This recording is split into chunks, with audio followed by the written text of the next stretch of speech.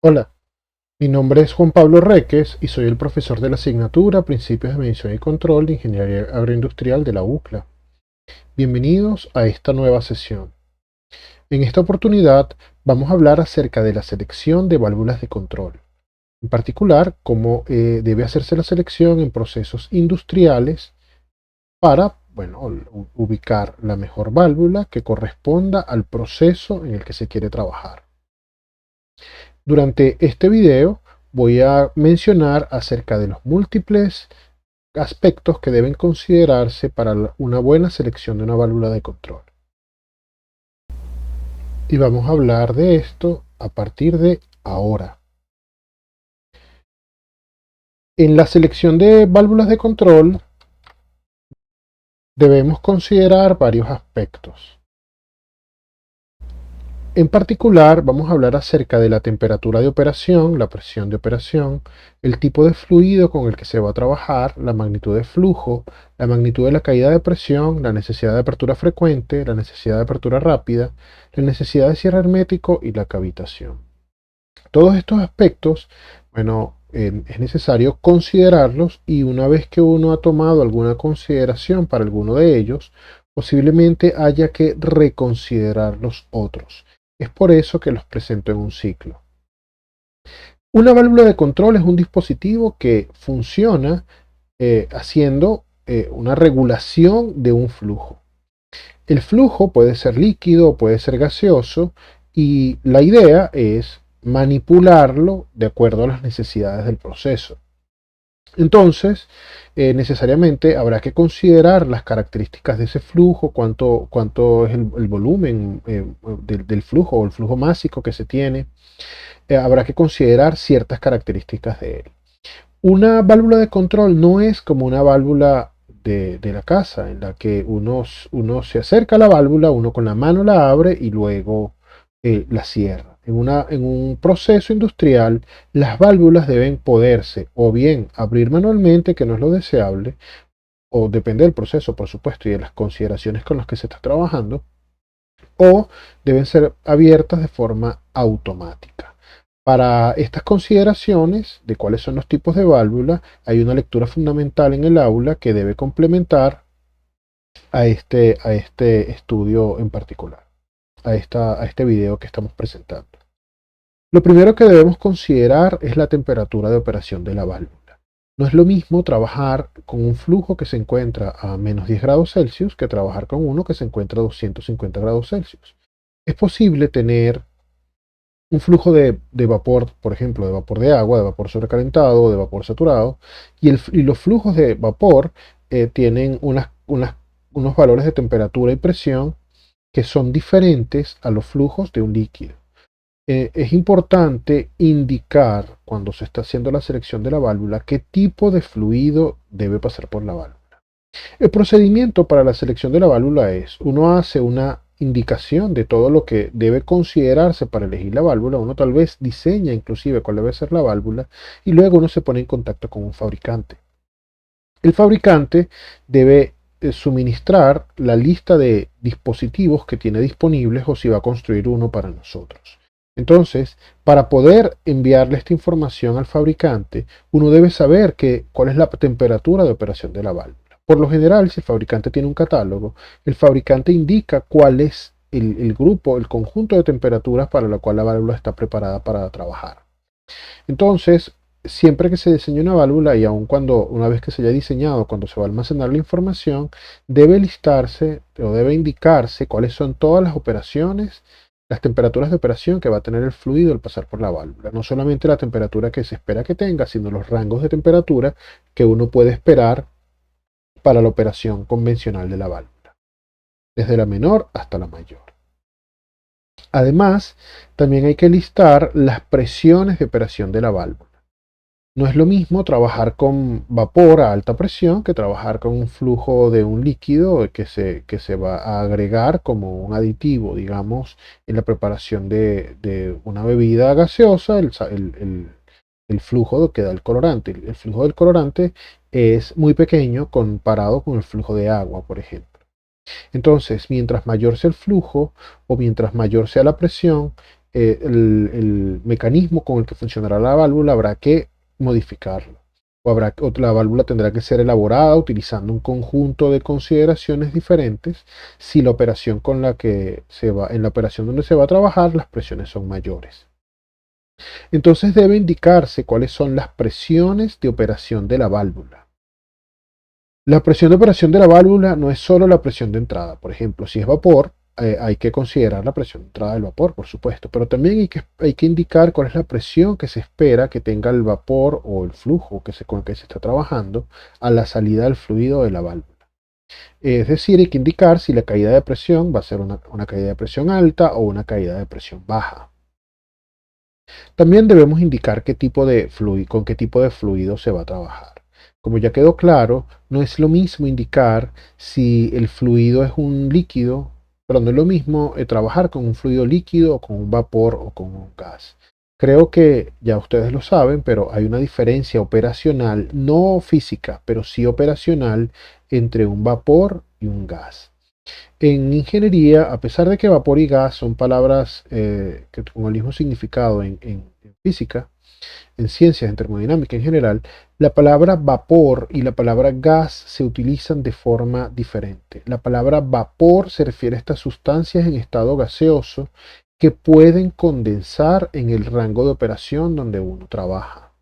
Y la palabra gas se utiliza para aquellos fluidos gaseosos que dentro del rango de operación de temperatura y presión en el que se trabaja no puede haber condensación.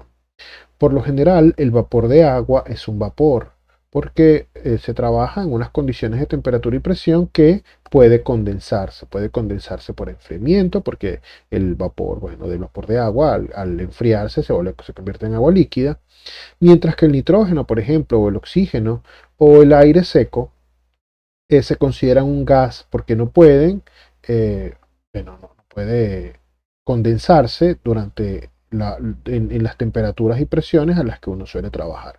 Es posible convertirlos en líquidos, pero no en el rango de presiones en las que se trabajan en un proceso o en el proceso en particular. Si estamos hablando de un proceso donde se va a utilizar nitrógeno líquido, entonces el nitrógeno es un vapor cuando está en fase gaseosa, porque obviamente está cambiando de fase. Pero si estamos hablando de un fluido donde el aire, por ejemplo, no es de un proceso donde el aire no puede condensarse en las condiciones de operación convencional, digamos dentro de una caldera, entonces podríamos hablar del aire como un gas. Debemos indicar entonces qué tipo de fluido esperamos en la válvula. Si es líquido, si es vapor y si el vapor es condensable y si es gas. El vapor condensable significa que está muy cerca de su punto de condensación y que se espera que durante la operación haya condensación. Una cosa es que nosotros sepamos que él se va a condensar en unas condiciones de temperatura y presión cercanas a la operación y otras que esperemos que haya condensación en la temperatura de operación. Entonces esto deberíamos indicar. También debemos indicar la magnitud del flujo. Como saben, no es lo mismo trabajar con un flujo de 1 litro por minuto, eso es un flujo relativamente pequeño, que trabajar con un flujo de 1 metro cúbico por minuto. 1 metro cúbico por minuto son 1000 litros por minuto. Bueno, eso son como, digamos que 10, haciendo una aproximación burda, son como entre 10 y 20 litros por segundo. Pasar 10 o 20 litros por segundo por una válvula, bueno, requiere que la válvula sea muchísimo más grande que pasar 1 litro por minuto. Entonces, es necesario indicar cuál es la cantidad de flujo que pasará por la válvula. En sus casas, cada uno tiene una válvula de paso, que es una llave que se utiliza para cerrar el paso a la casa. Estas válvulas son relativamente pequeñas porque se espera que la cantidad de agua que se utiliza en la casa de una persona sea relativamente pequeño, pero en los procesos industriales, por lo general, o hay procesos industriales donde los flujos pueden ser muy grandes. En particular con el agua que se utiliza como flujo de refrigeración y dependiendo del tamaño del proceso habrá que utilizar una mayor o menor cantidad de agua. También con las válvulas de vapor. Entonces es necesario conocer cuánto va a ser la magnitud del flujo y que eso esté previamente especificado. Ya esto lo habíamos comentado, pero debe saberse cuánto debe ser la magnitud de la caída de presión. La magnitud de la caída de presión se refiere si la caída de presión es alta o baja. Hay dos tipos de válvulas en general, unas que producen una caída de presión alta y una que producen una caída de presión baja. Una caída de presión se dice que es alta si la presión de salida es mucho menor que la presión de entrada. Y hay algunas válvulas que están diseñadas para producir una caída de presión alta. Pero en algunas operaciones uno quiere que la válvula no afecte la presión del fluido o lo afecte en la menor cantidad posible. Si esto es lo que se desea, esto debe indicarse porque no es el mismo tipo de operación, no es el mismo tipo de válvula, no es el mismo tipo de funcionamiento por las partes internas de la válvula y hay que especificar cuál es el tipo deseado de caída de presión en la operación de un proceso. También tenemos que hablar acerca de la necesidad de apertura frecuente. Decimos que una válvula es de apertura frecuente si debe abrirse o cerrarse como parte de la actividad normal de la válvula y no como una acción extraordinaria. Por ejemplo, una válvula, una llave de paso solamente se abre o se cierra cuando ocurre un evento que no es cotidiano. Por ejemplo, tal vez para ir a la limpieza o hacer la limpieza de un equipo.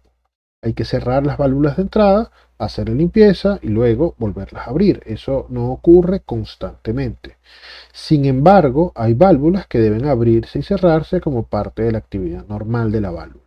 Si estamos regulando, por ejemplo, la temperatura dentro de un reactor, por lo general en la parte externa del reactor se utiliza algo que se llama chaqueta, que es un recubrimiento, una cavidad externa al recipiente por donde circula líquido.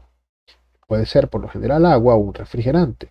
Uno, para mantener la temperatura constante, uno incrementa o disminuye la cantidad de este flujo de forma continua, dependiendo de cuánto sea la temperatura de lo que hay adentro. Para regular la cantidad de flujo que fluye, es necesario abrir y cerrar la válvula constantemente. Entonces, decimos que una válvula es de apertura, un proceso requiere una válvula de apertura frecuente si la válvula hay que abrirla o cerrarla comúnmente. Las válvulas de control, en su mayoría, por su propia definición, son válvulas de apertura frecuente. Son válvulas que deben abrirse y cerrarse frecuentemente. ¿Por qué las válvulas de control son válvulas de apertura frecuente? Bueno, porque las válvulas de control, por la definición del sistema de control, como lo analizamos en la unidad 1, intenta mantener una variable en un valor constante y para eso manipula un flujo. Este es el mayor tipo de elemento final de control que se utiliza en los procesos. Son las válvulas de control que modifican algún flujo, por ejemplo, si estamos hablando de temperaturas en un recipiente, entonces se utiliza, como ya lo comenté hace un instante, si se tiene una chaqueta por donde pasa un fluido, entonces la válvula de control lo que hace es incrementar o disminuir la cantidad de flujo que pasa por esa chaqueta. Si lo que se quiere regular es el nivel dentro de un tanque, entonces la válvula de control debe eh, incrementar o disminuir la cantidad de líquido que entra o que sale del tanque, y esto ocurre frecuentemente. Cuando uno tiene una válvula que está relacionada con la redirección de los flujos de un proceso, en un proceso de mezclado, entonces es necesario tener una válvula de apertura frecuente. La redirección de los flujos en un proceso de mezclado se refiere que, por ejemplo, si uno tiene que mezclar dos fluidos, saber en qué proporción se van a mezclar para alcanzar un valor específico. Estas válvulas deben abrirse y cerrarse frecuentemente. Y si se tiene una secuencia de operaciones, digamos que se va a hacer un conjunto de etapas en un proceso, como cada etapa ocurre en un momento predefinido y cada una de los flujos que se utilizan en el proceso ocurren en momentos diferentes, entonces es necesario que las válvulas en una secuencia sean consideradas como de apertura frecuente. Mientras que las válvulas de emergencia y las válvulas de paso no se consideran como de apertura frecuente. A veces es necesario considerarlas como de apertura frecuente porque tal vez las válvulas de paso se activen muy frecuentemente o las válvulas de emergencia se activen muy frecuentemente. pero esto dependerá del problema y hay que estudiarlo para cada caso en particular. Pero en general no se utilizan válvulas de apertura frecuente para, eh, para procesos, para válvulas que son de emergencia o que son de paso. No solamente es importante qué tan frecuente se abre la válvula, sino con qué velocidad se puede abrir. Una válvula se dice que es de apertura rápida si pasa de completamente abierta a completamente cerrada en un tiempo muy pequeño. Vemos aquí que las válvulas de control, bueno, tal vez es necesario pasarlas de completamente cerradas a completamente abiertas en un instante muy pequeño, por lo que hemos descrito de cómo funcionan los procesos, los sistemas de control en un vehículo, las válvulas que mueven la gasolina del tanque al motor deben ser lo suficientemente rápidas como para permitir que la modificación de la posición del volante permita una mayor cantidad de flujo rápidamente, en cuestiones de segundos, porque el vehículo debe acelerarse rápidamente, si es lo que se desea, por ejemplo. No puede tardar 2 o 3 minutos en abrirse completamente, porque eso no tiene sentido para un vehículo. Entonces es natural que las válvulas de control sean de apertura rápida.